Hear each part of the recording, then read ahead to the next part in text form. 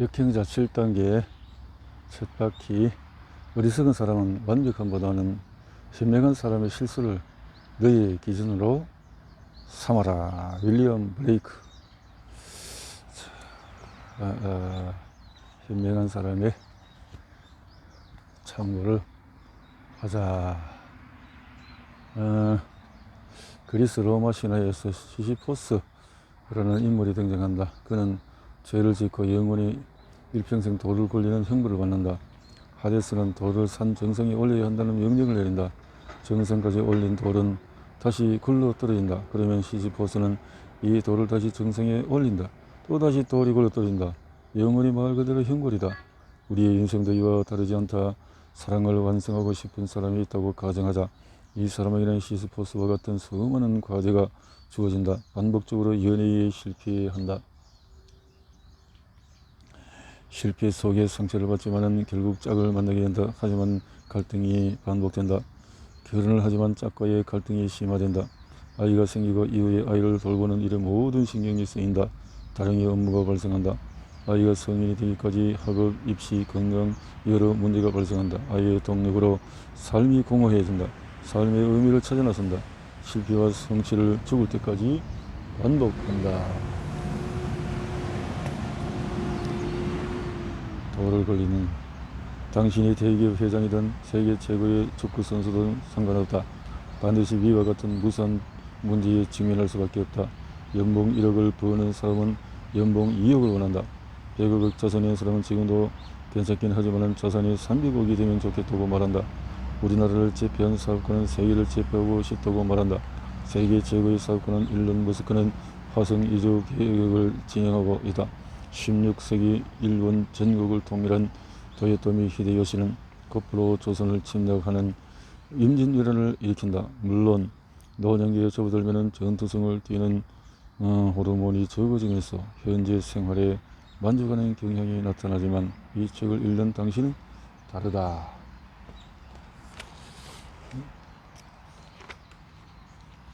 왜 인간은 만족하지 못할까? 바로 도파민 때문이다. 우리는 목표를 설정하고 이루는 과정에서 스트레스와 쾌락을 같이 얻는다. 결과를 내면 도파민이 분비되면서 행복감을 느낀다. 하지만 이 감정은 오래가지 않는다. 우리의 뇌는 도파민을 더 얻어야만 해. 새 목표를 만들어라고 채찍을 한다. 만약에 새로운 성과를 내지 못하면 뇌는 채찍을 휘두른다. 불안, 우울, 처절하는 감정을 인간에게 선사한다. 우리 인생이 너무 불행한 것 아니냐고? 쇼펜하우어의 말대로 인생은 고통이 아니냐고? 그렇게 생각할 수도 있다. 하지만 우리 인생은 시스포스와 다르다. 시스포스는 돌을 정성에 올리더라도 곧바로 초기화된다. 하지만 우리는 목표를 설정하고 실패하는 과정에서 성장한다. 지혜를 얻는다. 더 나은 삶을 얻는다. 그리고 완전한 자유를 향해 나아간다. 시스포스와 다르게 우리는 레벨업을 통해서 자유로는 보상을 받는다는 말이다. 나는 경제적인 자유를 얻은 후에도 반복적으로 시스포스와 같은 일을 벌였다. 지금은 책을 쓰는 행위로 큰 고통을 받고 있다. 놀면 되는데 왜 일을 하냐고? 뇌는 인간을 쉬게 만들지 않는다. 도파민을 달라고 채찍질을 한다. 하나의 목표를 이루면 그 다음 목표를 설정하고 이뤄내라고 명령한다. 나는 역경제의 7단계 모델 덕분에 목표 달성에 딱히 실패하지 않는다. 성장이 멈추지 않고 점차 더 큰 일을 성공한다.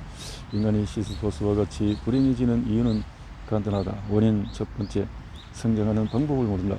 자의식 해체가 안 된 사람은 반복적으로 성장에 실패한다.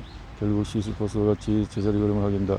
제자리 걸음에서 결정적인 역할을 하는 것은 자의식 유전자의 오작동, 지능, 방법론의 부재이다. 역행자 7단계 모델을 아는 사람은 정확한 단계를 이해하고 있기 때문에 이를 반복적으로 밟으며 성장할 수밖에 없다.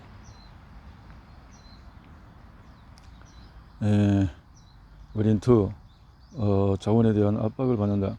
이성은 돈은 인생에서 중요한 게 아니야 라고 외치지만 본능은 돈을 제발 좀 넉넉히 벌어, 그리고 인생에서 자유도를 최대한 높여라고 반복적으로 명령한다.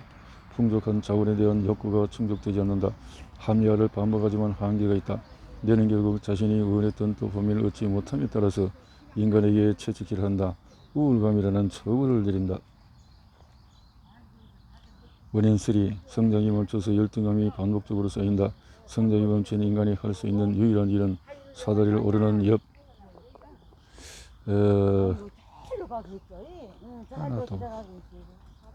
이것 때문에 어디로? 일주도 딱 막아도 사람 끌어내리기다.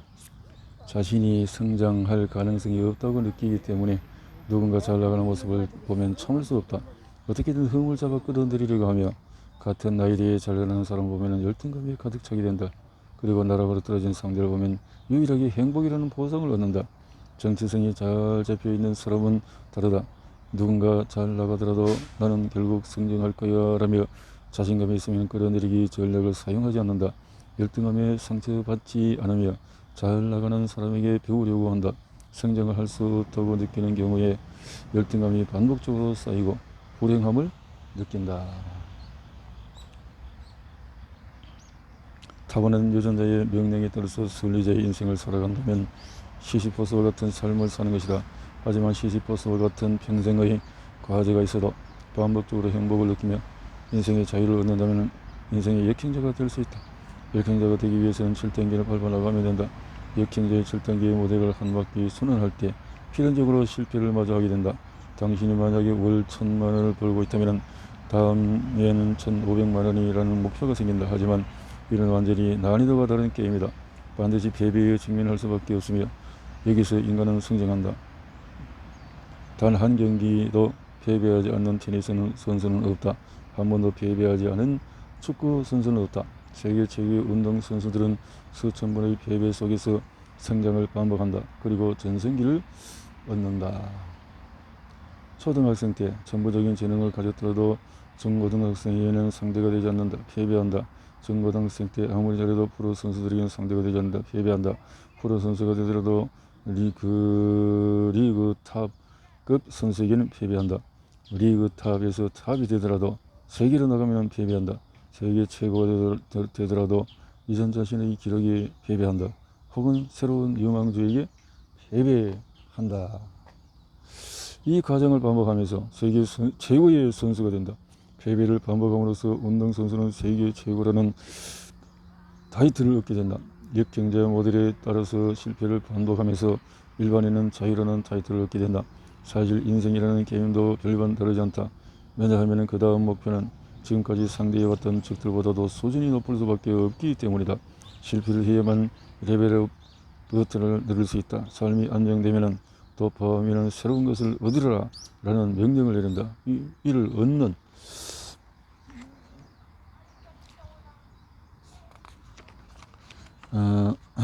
과정에서 고통과 실패를 반복한다. 이때 지름길이 되어주는 것이 역행자 7단계 모델이다. 순리자들은 실패 앞에서 자의식이나 유전자 오작 등으로 레벨업의 기회를 놓친다. 순리자 A 때문이야. 국가가 해열 조선이야. 그 다음 레벨에 오른 사람은 사기를 친 것이 분명해. 내 문제가 아니야. 우리 부모님이 못났기 때문이야. 금수저들은 어릴 때부터 교육이 좋았다라고 말하며 레벨업의 기회를 놓친다. 역행자 나는 좀 더 높은 목표를 세웠으니 실패가 너무나 당연한 거야. 그래 지금부터 뭘 원하면은 다음 레벨로 갈 수 있을까? 내 최적화부터 할까? 자의식부터 해체할까? 를 고민한다. 부모가 어땠는지 유전자가 어땠는지 국가가 어땠는지 따질 필요가 없다. 현재 상황을 직면하고 이제 뭘 하면 될지를 고민하라. 역행자 7단계의 모델을 밟아가면 최고는 될 수 없어도 적어도 인생의 자유는 얻을 수 있게 된다. 실패와 시행착오는 필연적인 것이다.